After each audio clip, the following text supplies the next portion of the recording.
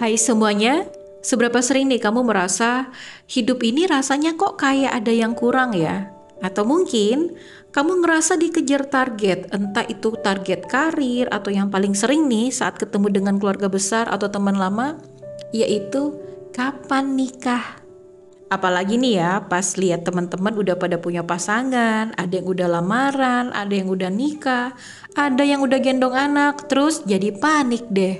Rasanya pengen cepet-cepet aja dapet jodoh, biar aman, biar lengkap, biar nggak ditanya-tanya lagi, atau ya biar dianggap normal di society. Kalau kamu merasakan ini, jangan malu, wajar kok, karena kita semua pernah merasa demikian. Tapi pernah nggak nih kamu berhenti sejenak dan berpikir, sebenarnya aku ini siapa? Apa sih yang sebenarnya aku cari di hidup ini? Oke, bagi kamu yang baru bergabung di channel ini, aku Rin, seorang energy healer dan juga spiritual guide. Aku percaya bahwa kualitas kehidupan yang damai yaitu saat kita sadar menyelaraskan soul, body, and mind.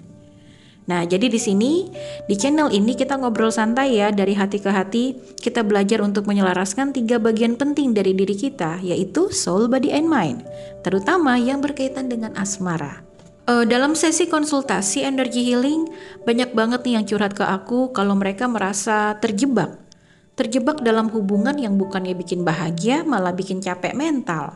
Rasanya tuh terkuras, jadi people pleaser, kehilangan karakter asli, dan ada yang cenderung makin jauh dari impian mereka sendiri. Nah, kalau kamu relate sama cerita ini, seringkali akarnya satu, yaitu kamu masuk ke sebuah hubungan dalam keadaan kosong. Kamu belum selesai nih sama diri kamu sendiri. Kamu belum tahu nih apa misi jiwamu. Misi jiwa itu bukan hal yang berat-berat atau muluk-muluk ya. Sederhana kok. Misi jiwa itu atau life purpose itu adalah alasan yang bikin kamu bisa semangat bangun pagi. Sesuatu yang bikin kamu merasa, ini gue banget nih. Sesuatu yang selaras sama nilai-nilai terdalamnya kamu. Nah, dan ini ada kaitannya sama energi. Secara spiritual, kita semua ini kan memancarkan energi atau vibrasi. Kalau energi kita masih bingung, masih insecure, masih belum utuh, kita cenderung akan menarik energi yang serupa. Akhirnya kita menarik hubungan yang juga bingung, yang juga belum selesai. Hubungan yang saling menuntut, bukan hubungan yang saling mendukung. Secara logika, ketika kamu nggak tahu apa yang kamu mau, kamu nggak punya filter. Ketika kamu nggak punya purpose yang jelas, batasan kamu jadi gampang goyah. Pikiran kamu, mind kamu jadi gampang terombang-ambing sama validasi orang lain. Sebaliknya, saat kamu fokus dulu menemukan makna dan tujuan hidupmu, atau saat soul, body, and mindmu ini selaras, energi kamu berubah. Kamu jadi lebih tenang, lebih penuh, lebih percaya diri. Adakah manfaatnya? Ada banget. Manfaat saat menyelaraskan soul, body, and mind, yang pertama adalah kamu nggak lagi butuh orang lain untuk melengkapi diri kamu. Kamu ingin berbagi kehidupan dengan orang lain sebagai dua pribadi yang sama-sama utuh. Ya ini vibes-nya nih beda banget ya. Kedua, kamu jadi magnet yang sehat.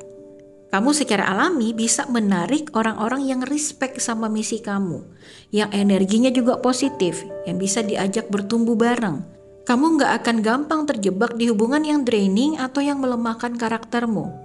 Coba diingat-ingat, pernah nggak sih lagi deket sama seseorang, harusnya ini membuat kamu ini lebih semangat, tetapi malah bikin stres.